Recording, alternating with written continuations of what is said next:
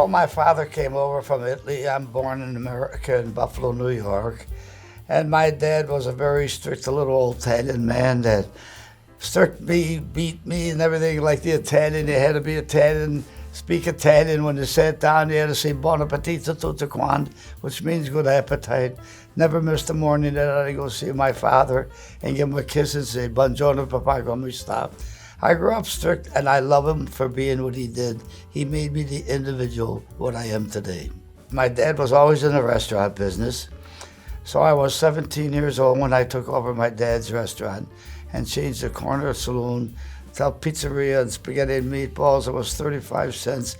And I went and bought tablecloths and linen napkins. And you got a linen napkin and a tablecloth when you had a pizza or a plate of spaghetti and meatballs. And I guess it just stuck with me. I've been in the hospitality business. This is my 76th year, and I will be 90 years old in April. I work every single day, 7 days a week, probably more than 100 hours. I'm here 7 in the morning, come back at 4 in the afternoon, and I love being with people and making people happy. How old were you when you first took over the restaurant? 17. And I was in business with my brother. And we took it over from my dad. And my brother was in the service. And when he came back, I changed the corner saloon, like I just got to saying, and put tablecloths. And when you went to a restaurant, you got a glass of water and before you ate and that. And when my brother got out of the service, he came in and see what I did. He couldn't believe it. He says, "Oh my gosh, what happened to Bob's restaurant?" I says, "Tony, how do you like it?" He says, "I don't like it. How come they got a glass of water on the table? They should be drinking beer." "Tony, any good restaurant, you get a glass of water first." Well, we struggled and we fought and we hollered and everything. And I wasn't happy being in with my brother. So I decided to buy a little hot dog stand out here on Transit Road and started remodeling that and being my own boss. And before I know it, I went with a 1,300 square foot restaurant and built it up. It's 250,000 square feet now. I turned it over to my son, and I wanted to step back. I stayed out of the business for about 6 months, almost had a nervous breakdown.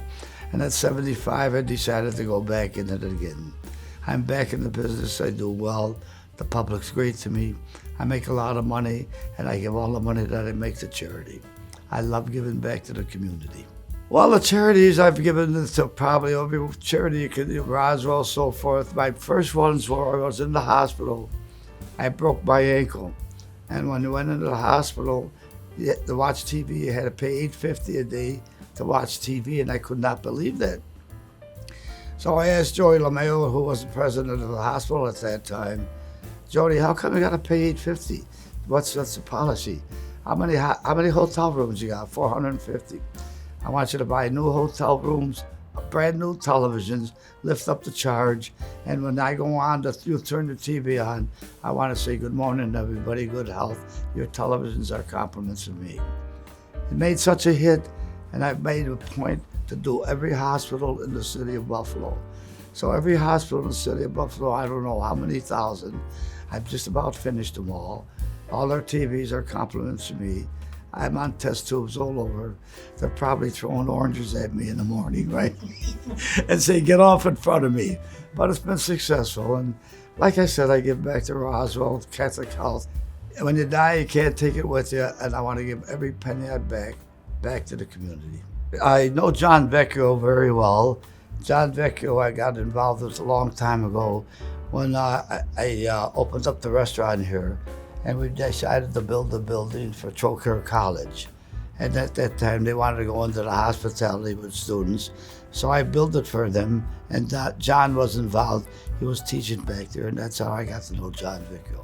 John brought me out there. He showed me the land, and it was a library, and it was a disaster when I got out there. He says, "Gosh, John, where's the building?" He says, "It's hidden back there." There had to have been 50 trees all around that land there. I says, "John, the first thing we got to do is so we can get this building straightened out and see what it looks like. We got to cut down the trees." He says, "Oh, that's going to be difficult. These people here are all Italian. They love trees. They love this. They love that." I says, John, you know, I've gone through this before. And I mean, how you have to do things is you don't say nothing to them, and we'll meet here at 3 o'clock in the morning, and we will cut these trees down. They won't know a thing about it. And Russ Salvatore make it look. I guarantee you, when they wake up in the morning and they come here, they're gonna say, weren't there a bunch of trees here? I'm almost positive. I will do a job and get these trees out of here so fast, and then we'll take it from there. So we cut the trees down, we got away with it. There wasn't one person that got bad. We said, what happened to our trees? It cleared the land up, and it made me see vision of what we could do there. I mean, I've been doing buildings for the last 60 years. I can build a building in a week.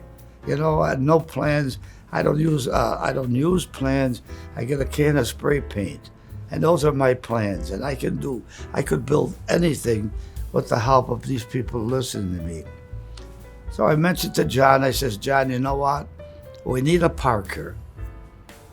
And I says, I got an idea. I can see what I want to do with this building, this park here.